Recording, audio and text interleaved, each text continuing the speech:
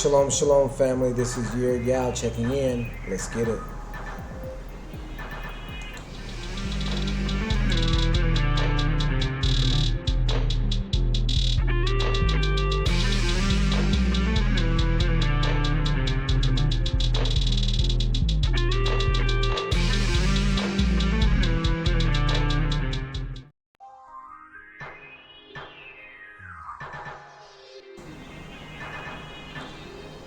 Shalom, Ishbaka. Lots of news going on right now. First of all, hope everybody's well, everybody's blessed. You can see I got a new look. We're doing a new thing right now. Hebrews pull their hair every so often. You guys will understand the reason for this here in a little while. But we're not talking about my hair. We're getting into current events, you guys. As everybody will have seen by now, there has been a preemptive strike on Iran from Israel, where there has been specific targets that Israel has struck in Iran.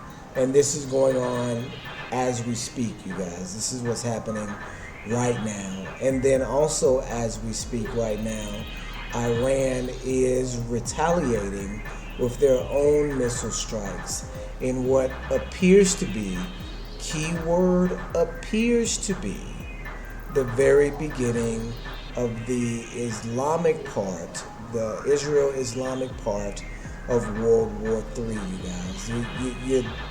If you were writing this in a movie script, this would be the event that would spark World War III or escalating tensions in the surrounding areas, you guys. You're talking about two nations that have both, been rumored to have nuclear aspirations. Whether or not Iran has nuclear capability is doubtful, and then again also Israel having actual nuclear capability is again pretty doubtful, you guys, no matter what people will tell you. And that's really what we're going to go into right now, is the understanding of what's going on, you guys. I'm gonna go ahead and pause this.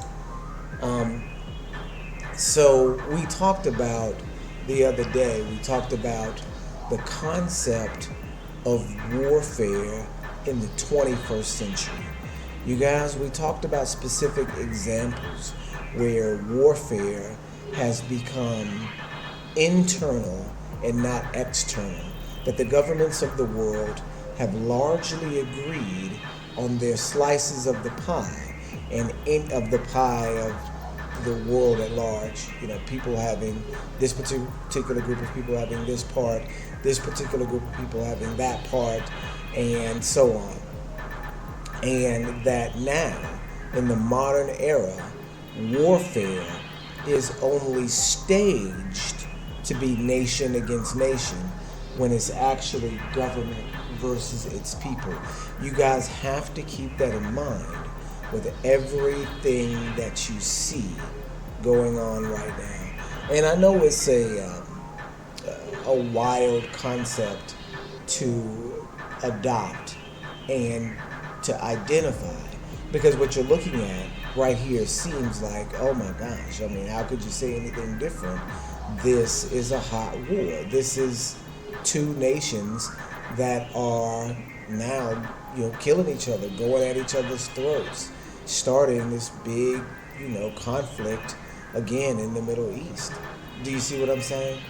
But watch, you guys, look at the actual facts surrounding this war, and let's just see if they add up to a real deal hot war, that we're accustomed to, as in,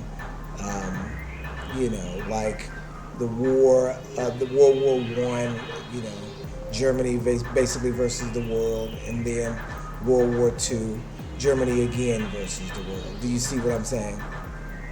In a hot ground, invasion style war. So That's not what this is, and let's explain why it's not that. First of all, we have to explain who the players are to understand what it is and what it isn't. First, I've got this video as Israel versus Persia, with Israel in quotation marks and Persia also in quotation marks. The reason why is because not all Israel is of Israel, right? These Israelites are actually Ashkenazi. And, if you guys have been on the channel, if you've done any amount of research into the history of Ashkenaz, we know that Ashkenaz is a son of Japheth, I believe a son of Gomer, cousins or uncle, cousin, nephew of Magog. Do you understand what I'm saying? The reason why that's important is because we know from Ezekiel 38 and 39 and Revelation 20 that Magog plays a major role in the end of the world, you guys. So Ashkenaz being so closely related to Israel, not to Israel, Ashkenaz being so closely related to Magog is very important on an end of the world stage in a Daniel fourth beast, Daniel feet of iron and Mary clay style of understanding politics. You guys have to understand that you have to understand the biblical wisdom behind politics that are going on right now. And there is a biblical interpretation. And that biblical interpretation is different from what you'll hear on the news, different from what you'll hear in church, different from what you'll hear on the radio and on TV in Iran, and different from what you'll hear on the radio and on TV in Israel. So Israel is not Israel. First off the bat, they are a very powerful tribe of Magogites. They come from the Khazars. These Khazar people were known as the dragon people. If you look them up, all throughout history, they were identified with Gog and Magog. They, converted to Judaism about 1,000 years ago under the reign of King Bulan, and we all know the story. This is, well known in Israelite circles. You see what I'm saying? We know who the real Israelites are. We don't have to go into that either. We know that the African Americans, the victims of the transatlantic slave trade, are the actual Israelites. They're the ones that fit the curses. They're the ones that fit the racial characteristics. They're the ones that are, with all prophecy and with all understanding that we have in the Bible, the only ones, our people are the only ones that fit everything that has to fit in order for it to satisfy the requirements that it would take to be identified as Israel. You see what I'm saying? We're the only ones that fit that. Through prophetic, through history, through racial characteristics. No way it could be anybody else. And a similar surety is on the people that are in Israel now as Ashkenaz, because they clearly descend from the Khazars, and the Khazars clearly descend from Gog and Magog. They call themselves Ashkenazi Jews, which links them automatically to Gog and Magog by Genesis chapter 10. We know this, we see this. Links them to Gog and Magog through Josephus as well, Scythians. We know this, we see this. What many people don't know is that same history with some of the same groups of people is also in Iran, you guys. That term Iran is actually the same word as Aryan, as in Aryan. Like the Aryan nation, the Aryan Brotherhood, the white skinheads who are like neo-Nazis. They're racist. They're the most, some of the most dangerous people on the face of the planet. A cult of European purist whose goal is to, wipe out any racial impurity from society. Yeah, those Aryans, the actual term for Aryan is Iran, you guys. Is Iran. Now, why in the world would Aryan and Iran be the same thing? You guys, because if you look at the history of Iran, which we're going to do right here, the history of Iran, you'll see, and I want to read it here. You guys may not be able to read with me, but if you'll look at the history of Iran, you'll see, and I'm going to really quickly go through this. We know ancient Iran. So if we're going to do this, let's look at what the ancient Iranians look like. Can you guys see this? Can you guys see that these are black-skinned people? That these are dark-skinned people with curly hair? You guys understand that the Medes and the Persians are people that the Farsi people. These are people that the Farsi is Persian. Faraz, Farsi, that's the same word. Same word as Pharisee even. And we don't even need to get into that, but there's a lot of history to go behind that as well. Lots of very interesting history. So these people are, and here's the twist, you guys. These people are sons of Japhet, right? Do you guys recognize that these black-skinned people are Japhethites? The Medes and the Persians come from Japheth, you guys. They come from Japheth. And those people were a very early group of Japhethites which lived in the Iranian, what is the nation of Iran right now, that lived in that area. And we know from history that the Persians were very close to Israelite society, that Daniel existed in the Persian Empire, that Nehemiah, Ezra, all of those guys existed in the Persian Empire under Persian influence, Mordecai, Esther. We know that this is all during the Persian, we wouldn't even call it a captivity really, because Persia was the nation that freed us from the Babylonian captivity. So you've got Darius, you got Xerxes, you got Artaxerxes, you got Cyrus, which is in Hebrew Koresh. It's another thing. There's so many, it goes so many different directions. You can get really easily distracted. We're going to stay on topic here. You see how these people look. These are black-skinned ancient Persians, the original Persians. These are what Persians look like now. This is what Persia looks like now, you guys. These are Persians. I hope you can see what I'm looking at here. These Persians, these style of Persians. Do you see these people? Do you see these people? I don't know if you guys can see this, but do you see that this is a whole different style of Persian than is in this picture? These people and these people are not the same people. Do you understand what I'm saying? Can you see this right here? These are modern day Persians. These are modern day Persians right here. These are modern day Persians. Do you see what I'm saying? These are ancient Persians. So something happened in Persian history that changed Persians from being white, or from being black or black-skinned, to being white-skinned. There was some sort of change in the world a long time ago to change the racial demographic of the entire world, you guys. And that would be the releasing of Gog and Magog. So let's look at the history of Iran, and let's see if we can't find out when it happened, you guys. All right, so let's just read here. And I'm going to start here with this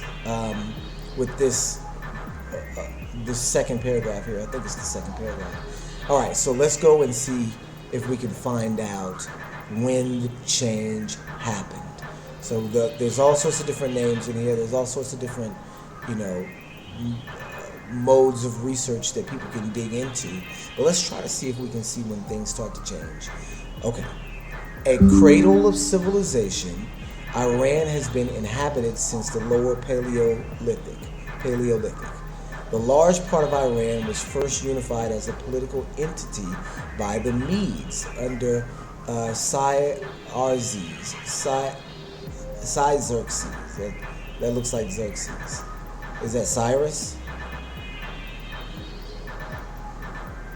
Overthrew Scythian domination. Do you see that? So there's a really close association with the Scythians right here, but it's a negative. Do you see what I'm saying? The Scythians are the Magogites, right? And so at the beginning of their reign, you see them battling off the Scythians, and this will be a reoccurring theme for the entire world as we continue to go along. The cradle of civilization, Iran has been inhabited since the lower Paleolithic. The large part of Iran was first unified as a political entity by the Medes under, maybe that's Cyrus, in the 7th century BC, and reached its territorial height in the 6th century BC when Cyrus the Great, the founder of the Achaemenid Empire, one of the largest in ancient history. Alexander the Great conquered the empire in the 4th century BC.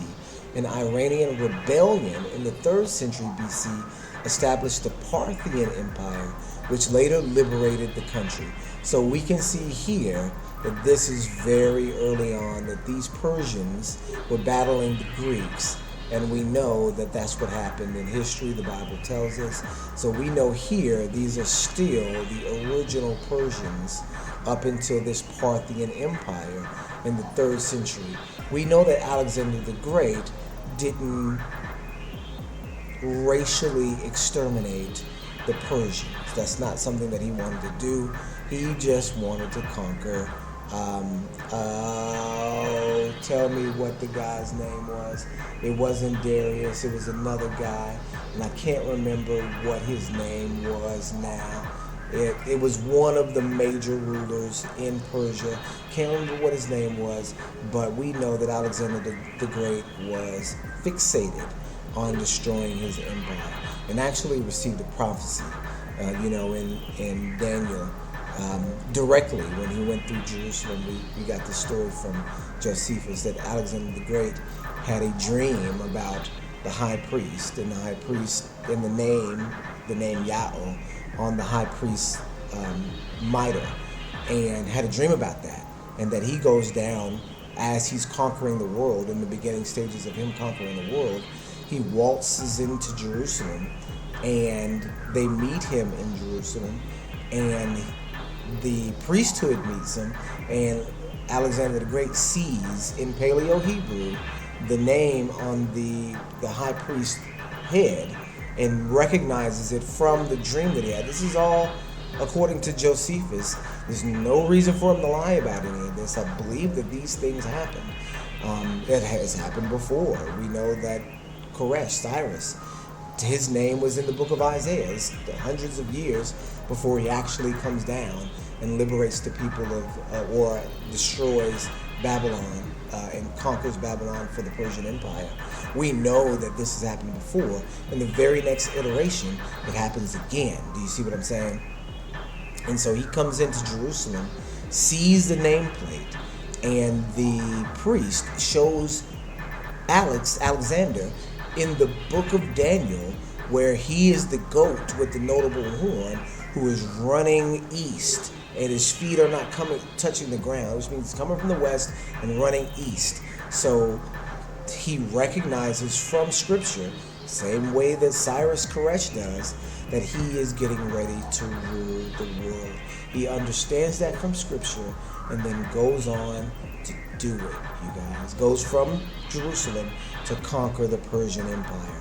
So we know that Alexander the Great wasn't out to racially cleanse the Persian Empire from the planet. He just wanted to conquer them and then name himself King of Persia. That's all he wanted to do. That's what he did everywhere he went. He didn't repopulate the Egyptians. He just named himself a pharaoh. Alexander the Great was a pharaoh of Egypt because he conquered Egypt. So he crowned himself pharaoh in Egypt and then moved on. Right?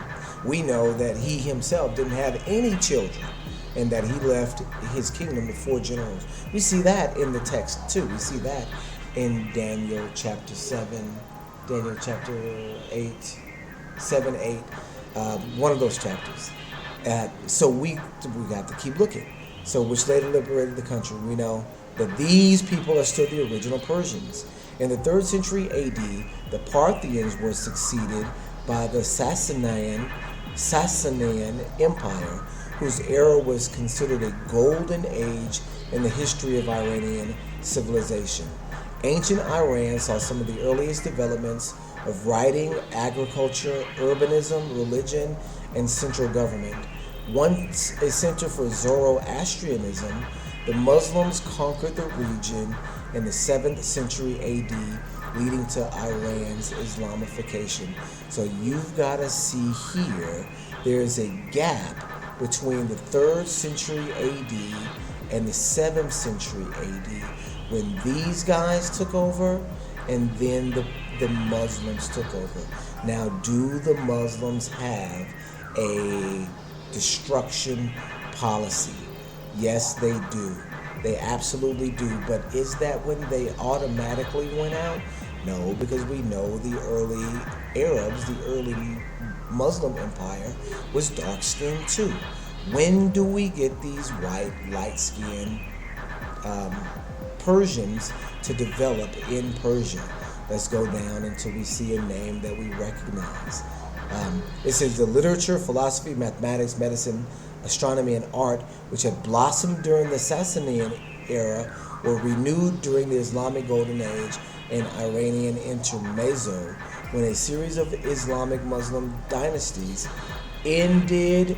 When a series of Iranian Muslim dynasties ended Arab rule, revived the Persian language, and ruled the country. Now check this out. So this is a re-establishment of the ancient understanding in Iran. So you've got these Arabs that were kicked out, and now you've got a reburgeoning of the original style culture. But what happens next?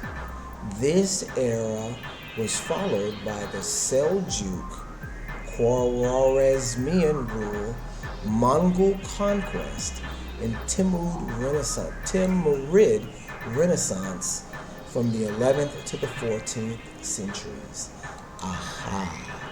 Now we see where these style of people come in at. The Mongols are Magog, the Seljuks are Magog. This here is where we can see that the Persians became less and less Persian and more Magog. The Seljuks are Magogites. They are Turks, Turco-Persians.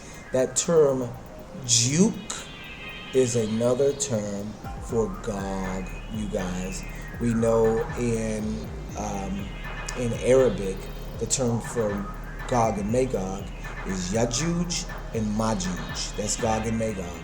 So the Seljuks are the real way to pronounce this is Selgog or Seljaj right here, because in ancient understanding, the G that's in Gog is a Gimel, is also a Kimmel, is also a Jimmel. If you guys are understanding me, you have to understand that the G in ancient understanding can be a J, it can be a G, or it can be a C. We know the alphabet today, A, B, C, D. If we look at the Israelite alphabet, if we look at the Aleph Bet, we've got Aleph Bet, Gimel, Dalet, right? So A, B, C, D in English is a reference to this concept that the gimel can also have that k sound. Because in English it has the k sound. Even though we have a letter for G, if we use the Aleph Bet and the alphabet, the Greek alphabet, the understanding of the ancient symbols, the first four letters are the same in a lot of different languages. That A is the same in English, in Greek, and in Hebrew. The B, the Bet, Aleph, Alpha, A. The B works the same way. B, Bet or Beta. The C works the same way. It's C, but Gimel or Jimel, because that C is also a camel. Remember, Gimel means camel. We call it camel. In Hebrew, it's Gimel. This is the proof that you have in some names to hide who these people are, Gog written right there, with two of the letters utilized in a different way. This is just as easily Gog as it is Seljuk, you guys. Just so that you guys can understand that the Mongols come from that same,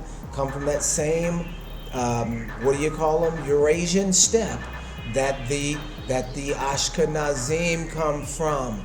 These guys are cousins, but they're cousins from Gog and Magog. This is another group of Magogites. The modern Persians, not these guys, but these guys. Those guys. Look, blue eyes.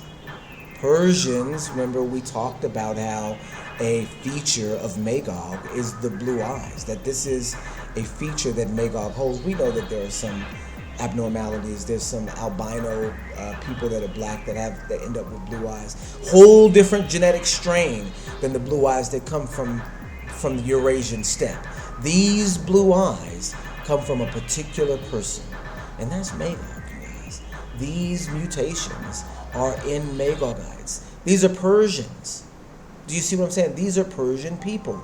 Blue eyes, these are Iranians, I should say. They're modern Persians. Blue eyes, are you seeing blue eyes in this picture? Are you seeing people that you would think of as having blue eyes? This is what Persians looked like during the time of Darius, when Persia reigned over the world. Why don't they look like that now? This is why. We can see that these new people are Mongols and Seljuks. That's a different one. This is the Iran-Contra war. That they're Mongols and Seljuks. You guys, if you look at the Seljuks are the Turks. If you look at where Iran is, even, you can look at where ancient Iran is, and it is next to Turkey, next to Iraq, next to all these places that were overrun at some point in time by Gog and Magog. When we say that in the 5th century AD, that there was the barbarian invasions where from the Eurasian steppe, the Mongols went east, the Vikings went west, and the Huns went south. That's not a joke. That the Seljuks, the Magyars, the Khazars, all of these different groups went out from the Eurasian steppe and conquered the world. And we look at it and we say, wait a second, the Mongols don't look like the white folks. The Mongols don't look like the Vikings. They have different racial characteristics. The Middle Easterners don't look like the Chinese, the Mongols. They have different racial characteristics. Yes, they do. But what people are missing is that it's not just white skin that identifies what your race is. It's like phrenology. It's, your genetic structure, your bone structure. You can't just look at black skin, because we see here that these Persians look awful black, but they come from Chapet, you guys. These are Medes from Media, from Japheth. Do you see what I'm saying? And from the same Japheth come these white folks, but these white folks were isolated in this region where they were able to develop these wild genetic anomalies, which identify them as Gog and Magog, you guys. So the modern Persians don't look like this. They look like this. The modern Persians look like this. Persians with blonde hair, with naturally blonde hair. I know some of this has died, but you've got some Persians with naturally blonde hair, you guys. I keep saying Persians. I should say Iranians. You've got Iranians with naturally blonde hair.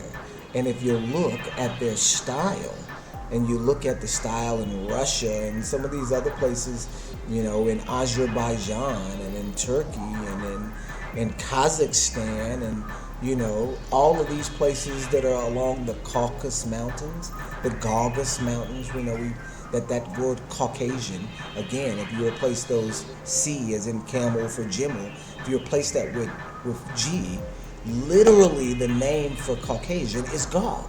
So there's no way around that these people right here are Magogites, and they're now calling themselves Persians. They're calling themselves Iranians, which is a word for Aryan. Aryan is a word that connects to white supremacy. And you can see that these people are a style of white people. And this is not to be racist, not to be bigoted, not to be any sort of discriminatory anything. This is just good old-fashioned biblical identification, you guys. Good old-fashioned. These folks look Russian, right? Is that a Russian hat? Good old-fashioned biblical identification, you guys. So when we're dealing with this Israel versus Iran, we're not dealing with ancient Israel and ancient Persia. We're dealing with two flavors of Magog, both, check this out, you guys, both pretending to be ancient nations. Both of them pretending to be their ancient counterparts, you guys. Their ancient namesake. Remember that the Ashkenazim came into the region, came into Israel, and start learning how to speak Hebrew. Learning how to speak their version of Hebrew, but a form of Hebrew. These Iranians did the same thing. They learned how to speak Farsi, mixture of Arabic, Turkic, and ancient Farsi, and the ancient language. This is who these people are. So you can't exclude that from your interpretation of what is going on. You have to recognize that these people are cousins in Gog and Magog rule. That these are two kings in the Gog-Magog world. That you have Ali Khomeini, which is the supreme leader of Iran, and then you have Benjamin Netanyahu, who is the supreme leader of Israel, being in the same family Magog tree. And so them attacking one another has to be ruse, you guys. And I say that, and it still may develop into something real, because we recognize that the power doesn't lie with necessarily the position. The person in the position. Usually it lies with the position. We know that there was another leader in Iran named Khomeini, very similar to this Khomeini, that was CIA controlled for 30 years, from the 60s to the 80s. We know that the Iran-Contra scandal was based on shipping, shipping weapons, selling weapons to Iran. So they can't be too much of an enemy to us if we're sending them weapons. They can't be too much of an enemy to Israel either, because we are there to support the Ashkenaz Israel and we're sending them weapons. So they can't be that much of a danger, of a threat to Israel if we're funding them. If we're sending them billions of dollars a year, And what I read was that we did send them, or did send them $2 billion a year, $2 billion a year in weapons, in weapons. So we can't say that we're protecting the region if we funded their warfare for the past 40 years, you guys. If we've been allies, secret allies, if anything else, for the last 40, 50, 60 years, you guys. We have to make this make sense. So let's make it make sense. What could be what's going on right now? What could be what's going on is a reshifting of the battle lines, a reshifting, a reorganization of who's in charge of the territories. You're looking at Ashkenaz taking over the physical territory of Iran. That is still absolutely a possibility, whether they're related or not. But what we do know is that there is some sort of agreement in place, you guys. And we'll prove it. We talked about in the last video that the Ukrainians and the Russians are the same people, really. That the ancient Ukraine was I guess I didn't really go into this, but ancient Ukraine, Kiev, I think, it was the ancient capital of Khazaria.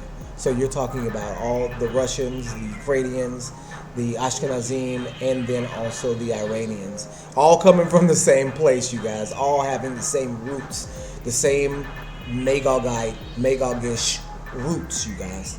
And that you have to pay very, very, very close attention to that, because it's not a game. This is the rule of Magog in the modern world. But we talked about how the Ukraine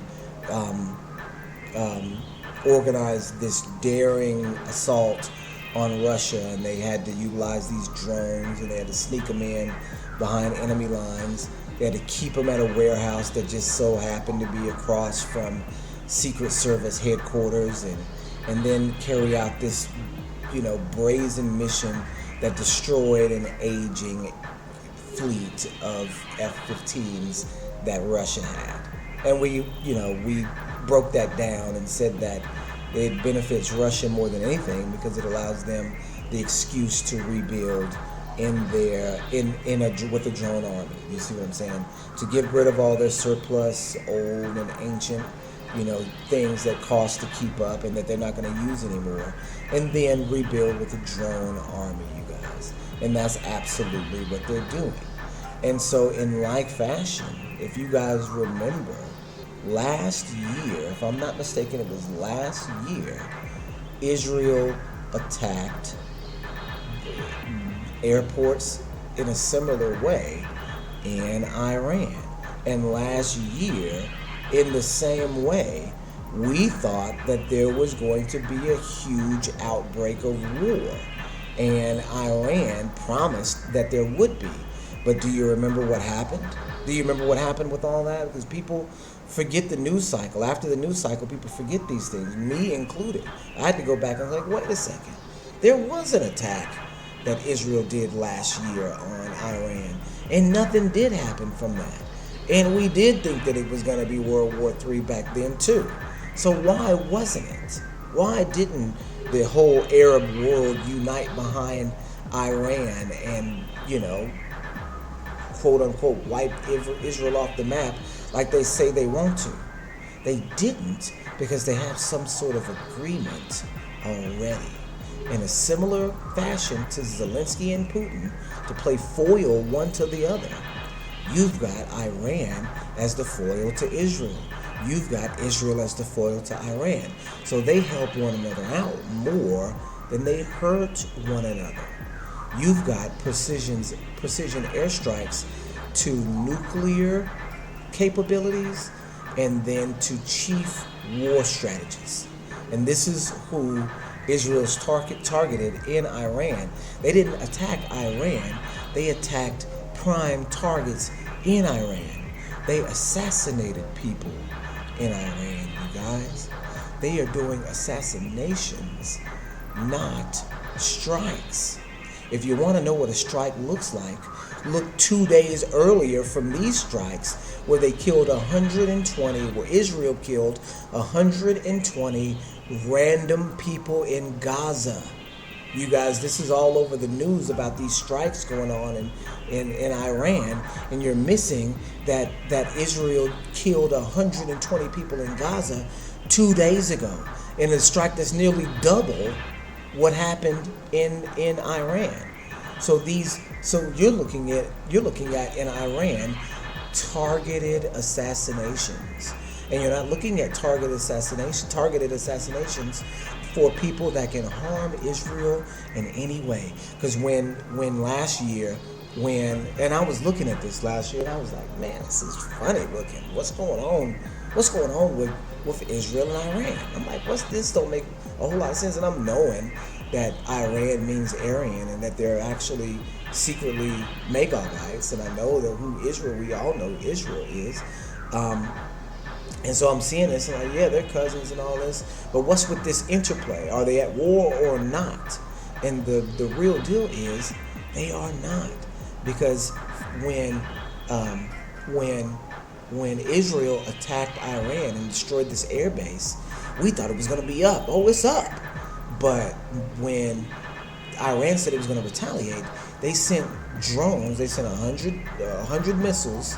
They didn't send drones. They shot 100 missiles at Israel, and Israel's Iron Dome defense system intercepted every single one of the missiles, intercepted them all, and Iran did nothing else again. So, and besides attacking the Houthis, right? In the what is it? Which sea is that? I can't remember what sea it is right now, but there's trade lines, and the Houthis that are in Yemen are attacking specific ships, and just distraction. No real big deal whatsoever. No real full-fledged attack at all. At all. It seemed to be that the attack was just a play, that the retaliation, they knew that all the missiles would be shot down.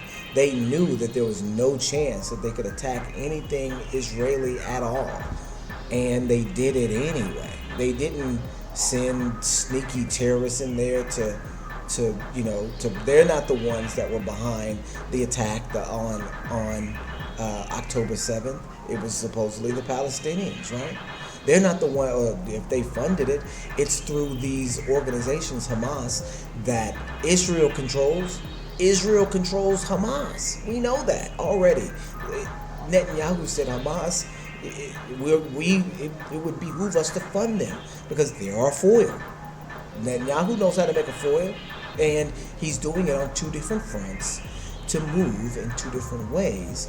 And Iran and Israel are both benefiting from it. We see that the airfield in Iran was destroyed in the same way the airfield in Russia was destroyed. The old, the aging, and the expensive airfield that gives Iranian governance the opportunity to both call Israel the devil and to rebuild with drone-style, AI-style systems to inflict on their own people, just like everyone's doing.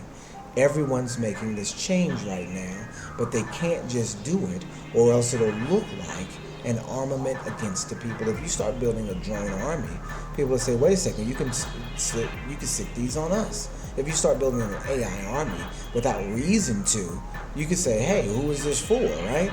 Now, Israel has attacked them, and they can say, this is for Israel. We're going to get them back. We're going to do these things, and we're going to attack in these, very visible but, insignificant ways in order to make it seem like we're big enemies. But in reality, I'm bolstering up my defenses to attack the people because the people are the ones that are literally on the front lines for any war. Even in these hot wars, the governments are sending them in, and the people are dying, but the government's maintaining. People recognize that if they step back and look at it. But when they're in it, it seems like, oh my gosh, what in the world's going to happen next? Persia and fake Israel battle it out, and this is a battle for the ages. And the storyline is like, oh my gosh, what's going to happen next? But in reality, it's just the shifting politics of Gog and Magog. It's the above understanding to the below war. Does that make sense, you guys? And there's some other points that I wanted to make that further solidifies this. Oh, the other thing. That's right. I wanted to go into what was struck. So initially in Iran last year, they got rid of an aging airfield and all that old plane technology. Now they're striking nuclear facilities. I mean, we've known for years that nobody's been able to reproduce this nuclear war that everybody's so afraid of. You guys, I saw a documentary about nuclear warfare, and they really, I guess the term is, they really downplayed nuclear warfare. They really said that, hey, nuclear warfare isn't as easy or as accessible as everybody thinks it is. Everybody's afraid of this nuclear option that everybody's supposed to have. Really, nobody has it like they say they do, and nobody wants to use it. Nuclear warfare is old, it's expensive, and it's not feasible, you guys. Anybody that uses any nuclear war after this will be the great enemy. Nobody's going to be able to get away with nuclear war anymore. So nobody, have you seen anybody successfully create any nuclear weapons? Have you seen anybody use any nuclear weapons? Are nuclear weapons the threat that they once were? They absolutely are not. There is a much more powerful weapon than nuclear warfare. It's called artificial intelligence. And the reason why it's more powerful and more strong and deadly is because you don't have to fire a shot. You can deploy artificial intelligence and have the people attack themselves. You can deploy artificial intelligence and have the people police themselves. But do you see what I'm saying? Artificial intelligence is actual nuclear war. That's the nuclear war in the mind, you guys. That AI is something else. AI can be implemented into drones to do everything you need to do without you having to have a single person involved. So what in the world are you going to do trying to put a nuclear bomb onto a plane and fly it anywhere? You're not going to get anywhere. With AI, it's going to spot you from the sky and shoot you down. Just like we see happening over Israel right now. There is no chance of any nuclear anything anymore. That's why it's easy to attack in Iran these quote-unquote nuclear facilities, because it's an excuse to rebuild with the new thing. The new, cheap, effective, personless war weapon of the future, which is AI, you guys. That's really what's going on here. The connection is at the top. Now, does that mean that this will never be a ground war? That this will never be, American boots on the ground, or casualties in Israel, or any of those different things? Does that mean that that's out of the question? No, because we know that they're willing to sacrifice manpower and lives to make the facade work. We know that they'll cycle in and cycle out leaders. Saddam was propped up. Saddam Hussein in Iraq was propped up by the CIA, brought down by the CIA, propped up by the United States, brought down by the United States. That all of these connections that are going on are in reality facades for the greater one world Gog order. And remember, this one world Gog order in the future, the last kingdom of iron and mirror clay that will mingle itself with the seed of mankind, but will not cleave one to another, has to be this Gog Magog style of all these different Gog and Magog tribes that came out of the Eurasian steppe in different generations that had different names. The Goths, the Visigoths, the Ostrogoths, the Huns, the Alans, the Lombards, the Vikings, the Angles, the Saxons, the Mongols, all of these different group names that come from the same place have all rooted in all these different areas and realize it, and are now working together in governmental groups in high places in order to maintain control on the bottom. That's what you're seeing regardless of anything else right now. You live in a Gog, Magog world order, and this is what it looks like.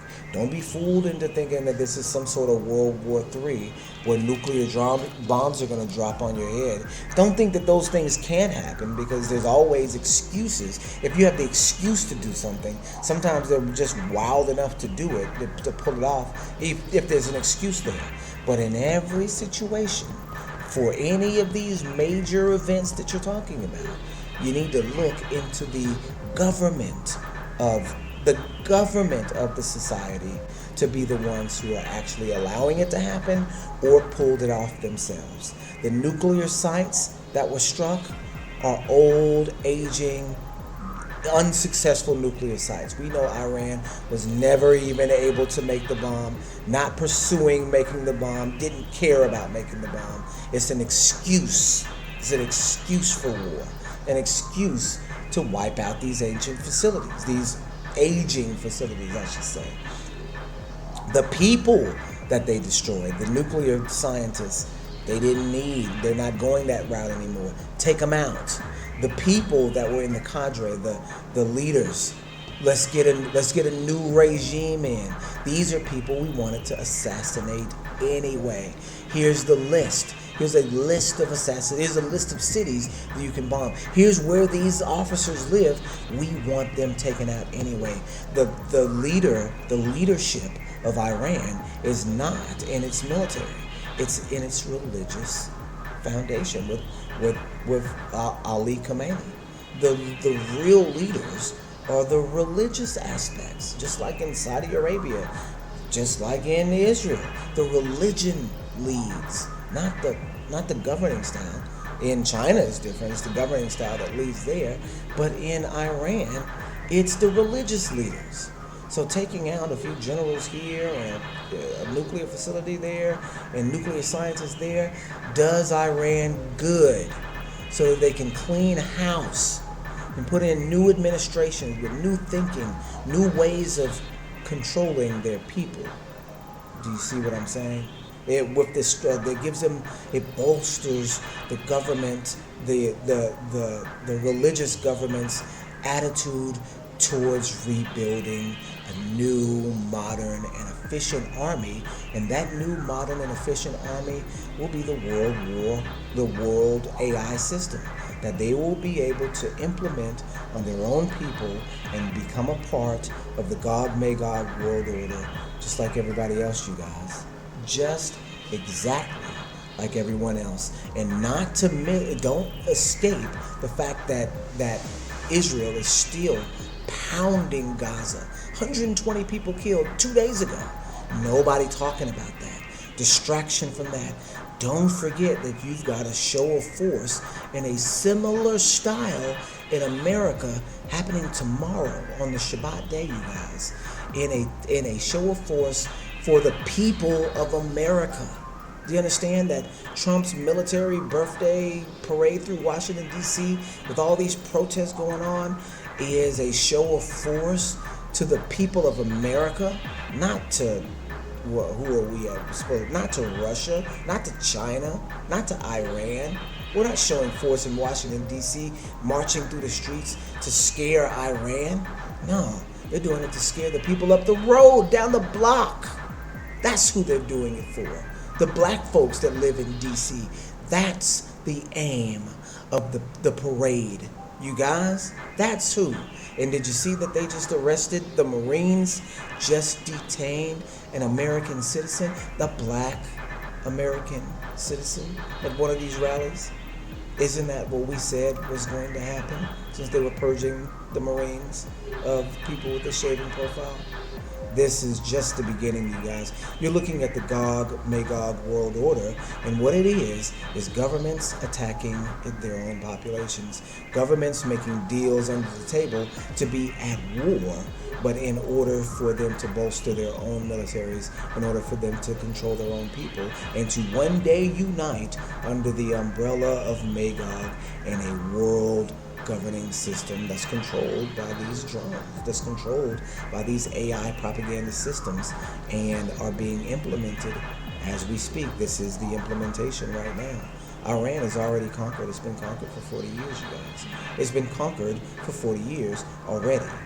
They are an intricate part in world governance already, you guys. So this World War III, Iran, Israel, all this stuff that people are talking about right now, it's coming on. It's already here. You're looking at the unification and the propaganda behind it. Okay, you guys? This has been Hebrew News. Shalom, shalom.